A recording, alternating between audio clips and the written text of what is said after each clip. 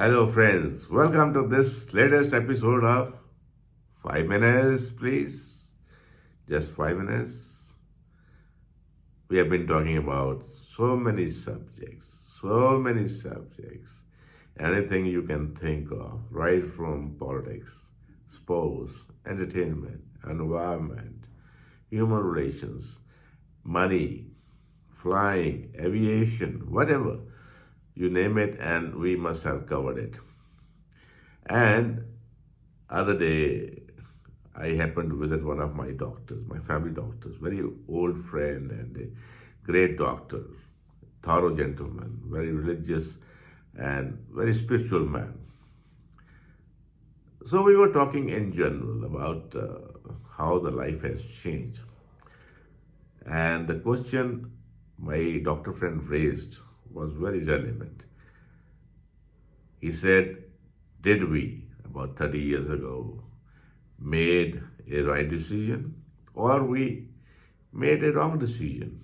Now, after 30 odd years, when we look back, some of us regret making that decision.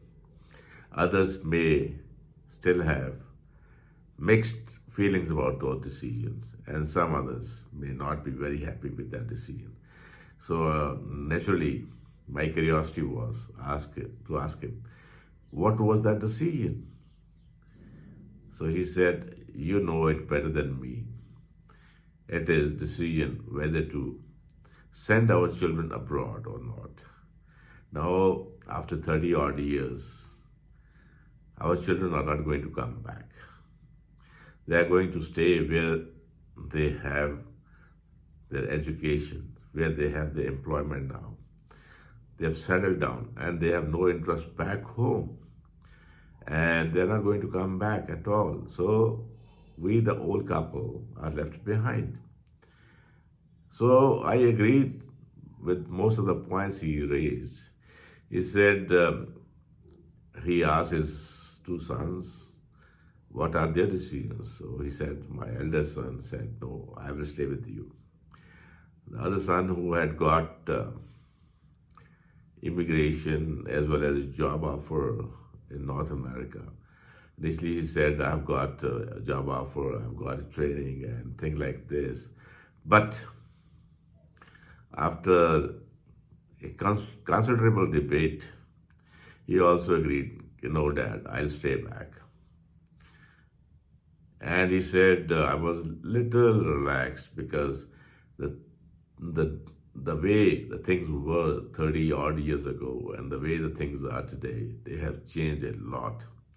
There are lots of opportunities back home now, and once your children go abroad, then you have not a few problems, but a plethora of problems of so many things, looking after property, looking after your own health, looking after so many other factors. And when you are left alone in the twilight years of your old life, your old age, you are left wondering. Yes, you have two sons, so many grandsons, maybe even some great grandsons, great great grandchildren, but who are with you at the time? So he said that is a question, that is a debatable question which keeps haunting me. So I agreed with him to an extent that the point he raised was very, very relevant. And other day I had gone to hear a lecture by an investor, an investment consultant. He was a Marwari. He narrated almost a similar story. In Gujarat, there are people who are very rich, stinkingly rich, but at this age, they're in the late 60s, late 70s, early 80s, or even late 80s. They have huge bungalows, two canal houses, four canal houses, six canal houses, and only the old couple with a couple of dogs, or maybe a maidservant. They live there.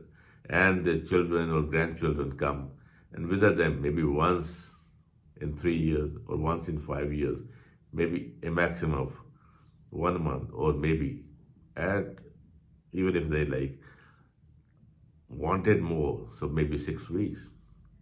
So did they build those houses to live alone? And he raised this point at an investors conference.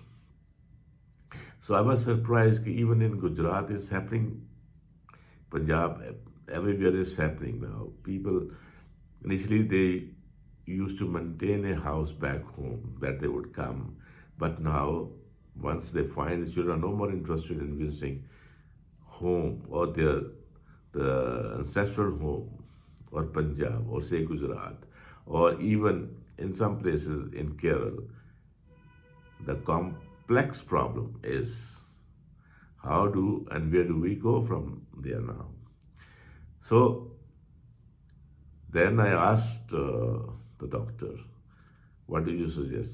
What is your plan or what is your solution to this whole vexed problem? He says, unless we can assure our children a very secured and dignified way of living back home, we cannot prevent them from going abroad because the systems here have gone haywire. There is a lot of corruption. There are so many manipulations, and children get quickly disappointed and put off, and then they head for green pastures abroad. So we have to make sure that their talent is recognized and they live a very peaceful, dignified life as per their training, their qualification, and the way they want to live. So there is a big message in this small solution, very, very big message. Who has to ensure all this? Who can ensure our coming generation a dignified way of life and recognition of their talent and their qualifications? So we have to debate upon this. Now when the elections are on, we are going to elect new members of parliament. But unfortunately, I don't foresee among the candidates anyone who can work on this principle or who can work for this solution suggested by my doctor friend. Are we really worried about our future generations? Are we really worried about our children and grandchildren? I think it's time to do a lot of introspection. We have to do it. Why delay it? Otherwise, everything will be lost.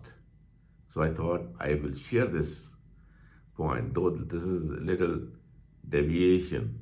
This is not exactly a subject for 5 minutes, please. It's not a nostalgia, but it is a reality which is staring at us. So maybe next time I'll come with something lighter and something more entertaining. Till then, goodbye. Stay calm, stay happy.